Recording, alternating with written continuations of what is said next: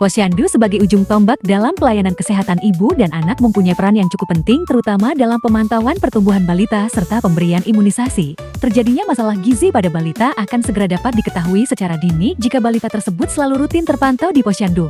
Penimbangan balita serta pemberian imunisasi pada bayi dan balita yang dilaksanakan di seluruh posyandu, selain untuk menjaring kasus gizi buruk dan bayi yang tidak lengkap imunisasi dasar lengkap dan selanjutnya dapat diketahui secara dini, pemetaan status gizi balita sebagai hasil dari penimbangan balita merupakan dasar dan acuan untuk penentuan intervensi dan kebijakan program gizi di tahun selanjutnya. Salah satu indikator utama keberhasilan posyandu adalah peningkatan jumlah kunjungan masyarakat ke posyandu.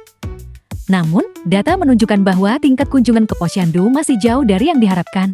Menurut survei yang dilakukan di beberapa wilayah, hanya sekitar 60–70% keluarga yang secara rutin membawa anak-anak mereka ke posyandu untuk mendapatkan pelayanan kesehatan dasar. Angka ini menunjukkan bahwa masih terdapat sekitar 30–40% keluarga yang tidak memanfaatkan layanan posyandu secara optimal.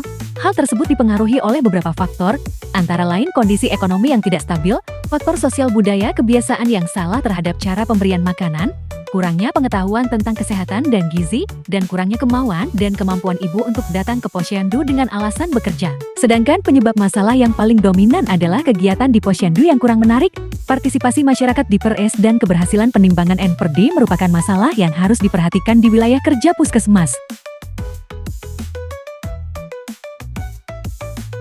Salah satu upaya pencegahan dan penanggulangan masalah gizi seperti gizi kurang, gizi buruk serta kasus stunting adalah dengan melakukan kegiatan pengukuran dan penimbangan balita pada saat posyandu secara periodik, sehingga masalah gizi yang terjadi pada bayi dan balita dapat terdeteksi sedini mungkin, sehingga dapat dilakukan upaya pencegahan lebih dini.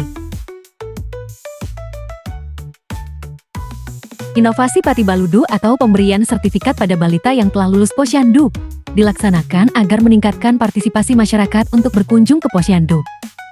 Namun pada kenyataannya, masih banyak masyarakat yang tidak berkunjung ke posyandu dengan berbagai macam alasan. Oleh karena itu, dengan adanya inovasi Pati Baludu diharapkan dapat meningkatkan minat masyarakat untuk berkunjung ke posyandu karena merasa dihargai. Dengan adanya inovasi Pati Baludu diharapkan dapat memberikan manfaat kepada masyarakat bahwa posyandu mempunyai peranan penting dalam upaya deteksi dini masalah gizi yang terjadi pada bayi dan balita terutama deteksi dini kasus stunting. Dalam pelaksanaan inovasi ini juga melibatkan pemerintah kelurahan atau desa serta kader posyandu. Pemerintah kelurahan dan desa sangat berperan penting dalam peningkatan partisipasi masyarakat, sedangkan kader posyandu sebagai mitra kerja puskesmas berperan dalam memberikan pemahaman kepada masyarakat tentang pentingnya posyandu, sehingga dapat meningkatkan pemahaman dan pengetahuan masyarakat tentang manfaat pelaksanaan posyandu.